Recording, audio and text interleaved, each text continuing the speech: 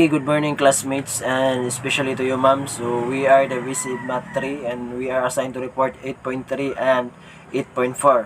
So we are going to talk first what is under in 8.3, which is curriculum modification in basic education during and post-pandemic. So we all know the word pandemic, hindi na ito bago sa atin kasi nga this past years nagkaroon tayo ng malaking pandemya. Kumbaga, maraming taong nawala ng buhay, bata man, matanda, dalaga, at binata.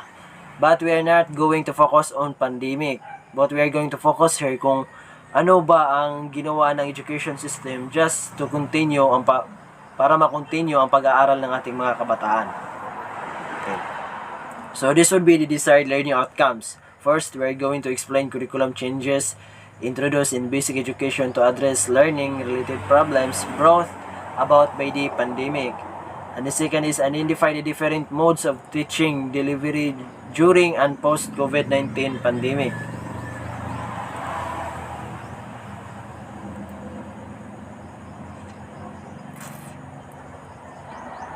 Okay, so MELCs, or the most essential learning competencies.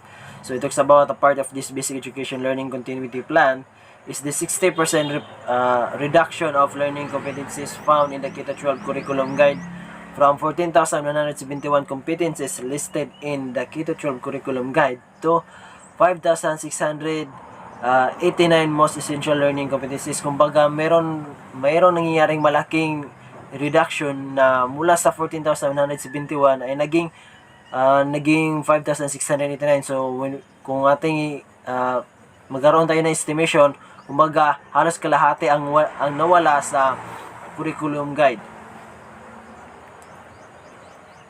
So next, ating pag-usapan kung ano nga ba ang iba't ibang curriculum delivery modes. So obviously, with the unseen threat called COVID-19 virus and for the health, safety and welfare of all learners, teachers and personnel, face-to-face instruction is a remote possibility in the immediate aid until a vaccine is made available. So pagdating ng COVID-19, ang unang sinasaalang-alang ng ating education system ay yung kapakanan ng ating mga mag-aaral. Kumbaga, dito binibigyang halaga o binibigyang pansin ang kalagahan sa health, on safety at ang welfare ng mga learners, kasi ang COVID-19 virus ay kaya nito kumitil kahit sanggol ka pa lang at kahit kumbaga anong estado mo sa buhay, bata ka man matanda, kaya kang patayin ito. So kaya nga nagkaroon ng curriculum delivery modes just para iwala yung face-to-face instruction, kasi sobrang nakakabahala kapag nagkakaroon pa ng face-to-face instruction or face-to-face classes, kasi nga COVID-19 is rapidly spreading. So magkakaroon lamang ng face-to-face if baksinado na ang lahat ng mga tao o lahat ng mga mag-aaral. Okay. So this would be the various curriculum delivery modes include. First is the online learning. Second is alternative delivery mode. The third is distance learning. The fourth is homeschooling. The fifth is alternative learning system. So this would be the various curriculum delivery modes that aid the system of education para lang ma-continue, para lang hindi mahinto ang pag-aaral ng mga kabataan natin. Kasi nga, one of the requirements for the nation to improve is the education of the students or the citizens living in the nation. So next, we are going to talk first what is online learning. So when we say online learning, from the word online, it talks about the mobile application usage, the mobile technology application, or the mobile technology present. So it is only one of the delivery modes among all others in this new learning environment. The DepEd directed its field units to determine the most appropriate combinations of strategies of learning delivery for every locality, taking equity concerns into consideration. It is wise that schools consider valid concerns related to online learning raised by stakeholders. So, ang napaganda lang sa online learning is hindi ka na pwedeng pumunta sa paaralan para lang mag-aral. Kumbaga, pwede ka na mag-aral sa iyong bahay through using phones, through keeping chat with your keeping chat with your teachers and to your classmates about what is the lesson all about for this session or for today's discussion. So meron din namang yun ang isa sa nakitang solusyon ng education system para lang matugunan ang mga pangailangan natin mag-aral. Subalit sa ibang banda nagkakaroon ito ng disadvantage kasi hindi lahat ng locality ay mayroong signal. Kumbaga kung ating titingnan, hindi lahat ng mga mag-aral ay pwedeng gumamit o sumunod sa online learning system kasi nga wala silang signal. Yung iba pupunta pa ng bukid, pupunta pa ng ibang lugar o ibang municipality para lang makapag-aral. Okay, good day everyone. So these are the curriculum various delivery modes. So the first one is the online learning modality. So since I think we are all familiar with this kind of modality since we are the product of this new normal class, or we are the product of the pandemic. So this modality is the only one delivery modes among all others in this new normal learning environment. So the Department of Education directed its field units to determine the most appropriate combinations of strategies of learning delivery for every locality, taking equity concerns into consideration. It is wise that the schools consider valid concerns related to online learning raised by the stakeholder. So, online learning modality is featured the teacher facilitating learning and engaging learners' active participation using various technologies. So, those technologies such as mobile phones, computer, or the tablets. It access through the internet while they are geographically remote from each other during the instruction. So the online learning has two kinds. The first one is the synchronous online learning. So in this online learning, so the teacher and the student will be sabay sila na mag-discuss about the online task or the online learning through it is also a normal class, but it is through online. So the next one is the asynchronous learning. By the use of computer, mobile phones to send the learning materials such as laptops, cell phone, or for example, the Google Classroom. So that is a kind of an online learning. Okay, so the next one is the alternative delivery mode or the ADM. It refers to the non-traditional education program recognized by the Department of Education or DepEd, which applies a flexible learning philosophy and a curricular delivery program that includes non-formal and informal sources of knowledge and skills. So the alternative delivery mode, it aims to provide learners with equal access to quality basic education through a home-based environment to be facilitated by the qualified parents, guardians, and tutors who have undergone relative training. Okay, so the alternative delivery modes accredited with a 3. The first one is the MISOSA or the modified in-school and off-school approach. The next is the enhanced instructional management by parents, community, and teachers or EMPAC for primary education. Then the other modality is the other modality in this curriculum is the distance learning. So distance learning includes delivery of educational content online, digitally, or through radio and television. There used to be a school on the air.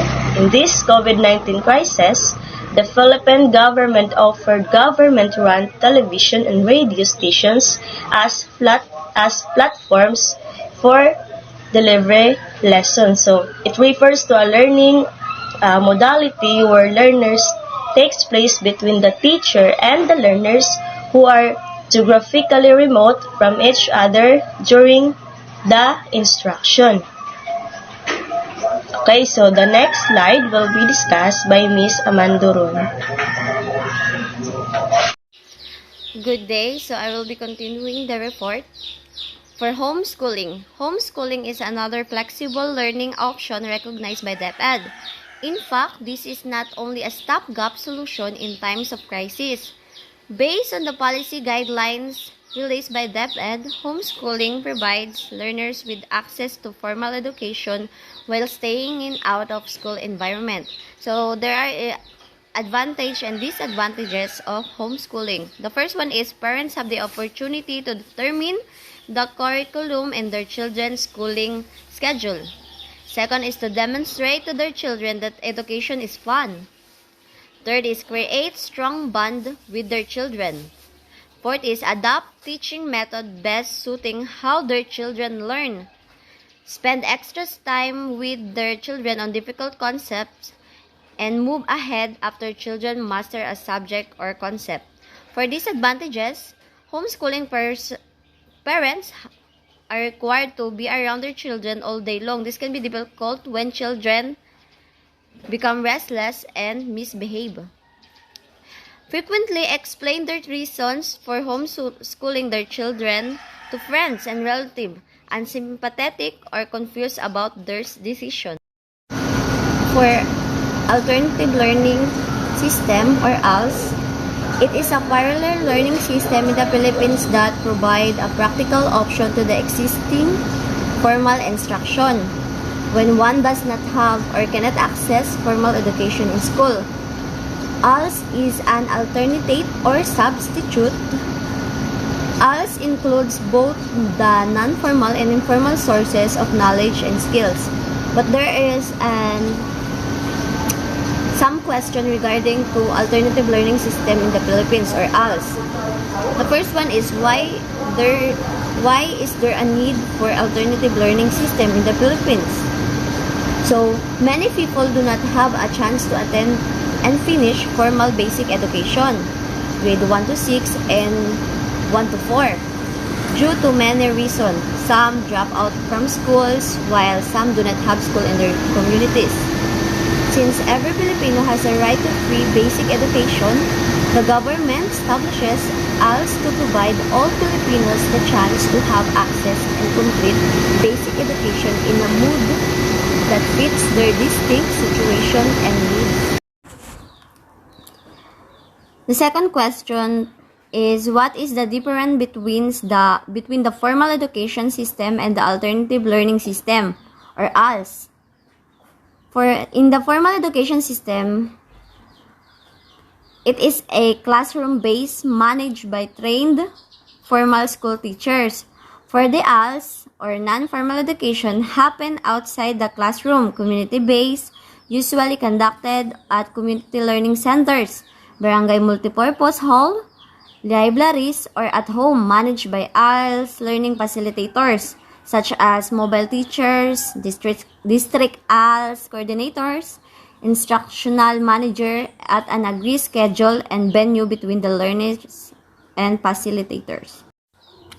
There are two major programs of the ALS that are being implemented by Department of Education.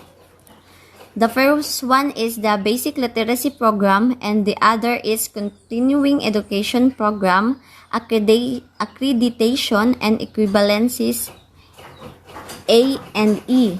Both programs are modular and flexible. This means that learning can take place anytime and any place depending on the convenience and availability of the learners. Good morning, everyone. I am Jamie Pinkian from BSED Math. My task is all about teacher education curriculum response to the COVID-19 pandemic and beyond. A. Curriculum modification.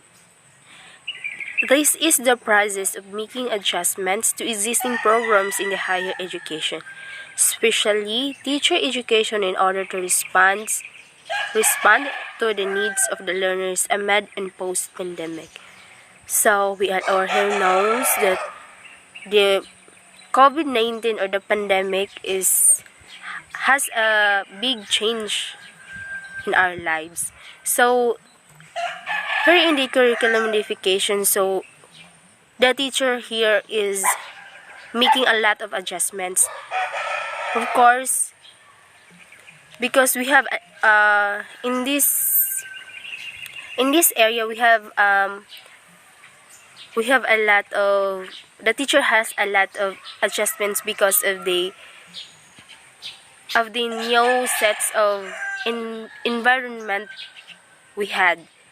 Of course, we cannot implement the face-to-face, so we are using the online, which is, we all know that we are all having difficulties in the internet connection.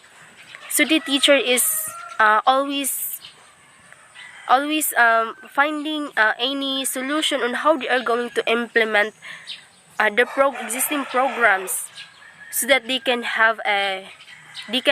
give and feed to their learners a good and quality education, or quality learning that they are going to give.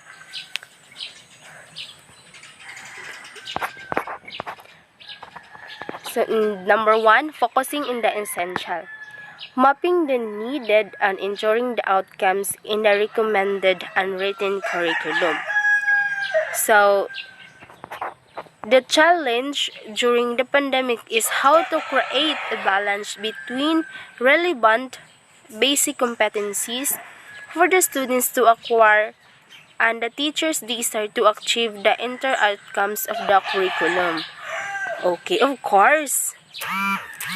The teacher is first thing to do. They are mapping the needed and what should be the outcomes when they are doing such decision or such implementation.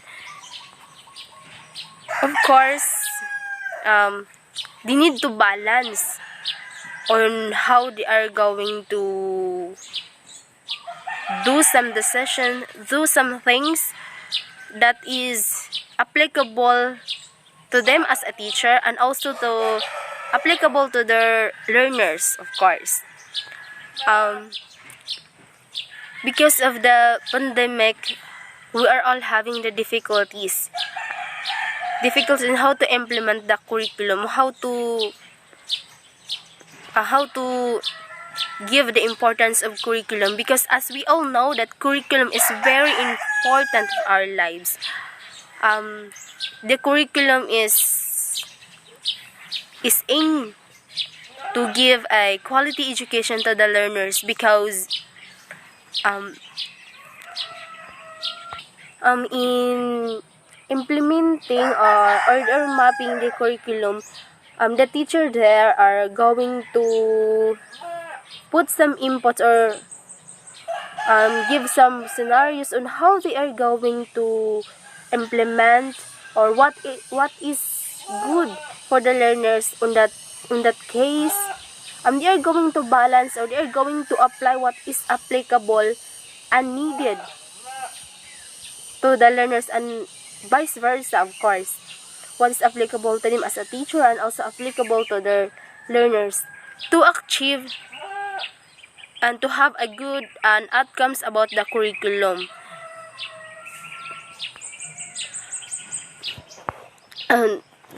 Because pandemic is a good is a big challenge to us, both teacher and the learners, because the pandemic changed everyone's lives, changed everyone's decision, everyone's movement, because we are having the protocols, we are having the limitation on what we are going to do and what are the things, and there are a lot of things that we are not going to do because the protocol and to keep us safe. So in this time, the teacher they are focusing to the what is needed.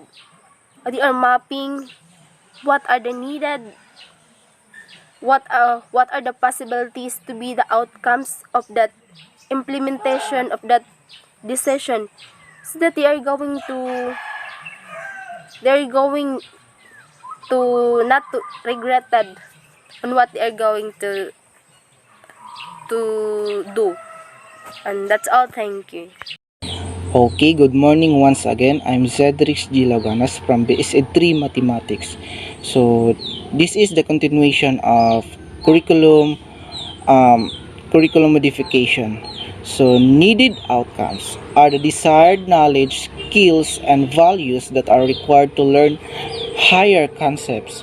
So, needed outcomes, they are considered as the prerequisite competencies. So, enduring outcomes are competencies that are necessary not just for succeeding in a certain topic but are useful beyond a single unit or study. So in curriculum modification, enduring outcomes can be given emphasis, identifying and mapping the needed of enduring outcomes. And also, she lights the overlapping. So, si teacher can decide which competencies would be retained or merged. So here are the two examples of outcomes taken from the sample syllables in art appreciation, a course in general education curriculum in higher education. So in box A, which is the existing statement of outcomes in syllables. So at the end of the 3-unit course, the student should be able to mount an art exhibit and create their own works of art and create their own production. While in box B, which is the modified statement of outcome to cover the essential, is at the end of the 3-unit course, the student should be able to create their own work of art through virtual production or exhibit. So as you observe in the given example, the outcomes of box A and box B are all essential. However, in box A, there are two statements, while in box B, the two are merged into one essential and enduring outcomes. So in this way, there is only one outcome in box B instead of two. So that's all for the curriculum modification, and this is Cedric from BSED 3 Mathematics, and thank you once again. God bless. Okay, so good day everyone. I will be continuing the report. So number 2 is to rearrange of the college course offerings. So in college, there would be a huge tendency that your college course offerings might be rearranged, or the college courses that was originally in your prospectus can be interchanged. So number 3 is offering of elective or cognate courses that relate to the pandemic. It depends upon how extent and how important your elective to your course, no, such as social work. So since they are amidst pandemic, so there would be a huge chance na there will be an elective that is relating to the pandemic, or some sort that it is related to the pandemic. Next, number 4 is to modify the taught curriculum. So the curriculum itself is changing since we are stricken by the pandemic. So curriculum modification is necessary. Next is number 5, modifying the assessed curriculum. Okay, so how you assess your students, being a teacher, how you assess your students, how you assess yourself, how you evaluate yourself in teaching is also intended to be modified. That's how important curriculum change is, especially in the times that we are not expecting. Next is let's discuss about the curriculum considerations. Number 1, the context of teaching and learning. So what would be your means, your methodologies as a teacher to teach and as your students to learn? So what do you expect them to learn? What do you expect yourself to teach them? So that's the context that you need to consider. Number 2 is the learners and the teachers itself. The learners and the teachers themselves rather, are they ready? Are they equipped? So that's the very question that needs to be answered, no? Needs to be considered. Number 3 is the appropriate teaching delivery during the time of pandemic. Although in times of pandemic, so we are viable to our time, there are instances that our teachers may deliver their discussions, may deliver their instructions in a time where not scheduled or not in the schedule, but still they will be able to teach you because it is very important. So a drastic change is very risky, yet it is intended to do so in order for us to learn. So, good morning everyone. This is my time to report my part of this topic. So, good morning once again, and especially to you, Ma'am Ibing, Ma'am Miranda rather, Sir Villana. This is my topic, the curriculum consideration. Curriculum consideration. By the way, what is curriculum consideration? Curriculum considerations are the identification of pathways of experiences and engaging students in activities and interactions directed toward this securing the kinds of knowledge intended to be learned through these processes. And curriculum considerations has different kinds. The first one is the context of teaching and learning. It involves making learning meaningful to students by connecting to the real world. It draws upon students' diverse skills, interests, experience, and cultures, integrates this into what and how students learn and how they are assessed. How the context of teaching and learning important. It is important because for students to be able to transfer new knowledge and understanding, they have to have a grasp of how it can be used. And the second kind of this curriculum consideration type rather is the learners and the teachers. This too is common for us. Like us as a student, we are learners. And teachers is like an instructor, but they are also a learner too. While they are teaching for us, they learn too for their topic of what they demonstrate and discuss. The learners and the teachers has important role in our society. They have a relationship, and it is important. So why the relationship between the learners and the teachers are important? Because teachers who fosters positive relationships with their students create classrooms, environments more conducive to learning, and meet students' developmental, emotional, and academic needs.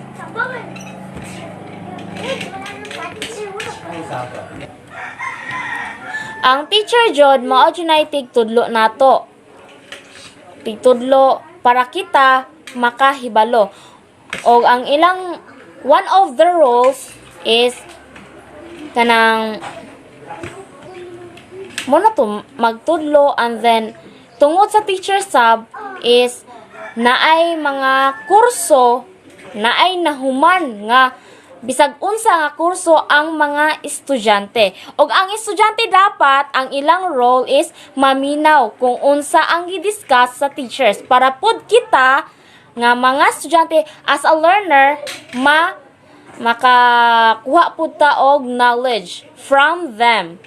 So, and the third one is appropriate teaching delivery during the time of pandemic and beyond. So, kabalo jud ta, during pandemic, while we are studying, is difficult. But, we continue because we have our goals in life to catch up. We want to become COVID-19 pandemic, such as lack of opportunities, network and internet use, planning, implementation and evaluation of learning, and collaboration with parents. But despite the added challenges of the pandemic, it is imperative for education to continue. Education has a stabilizing effect on learners in times of emergencies. It often brings a sense of normality that softens the blow of vulnerability in times of disorder. So, bisag kita nag-atubang tawag problema, ipadayon nato ang pag-eskwela para makuha nato ang unsay gipangandoy sa atong kinabuhi. And that's all. Thank you. I hope you learned about what I have discussed today. And thank you. That's all.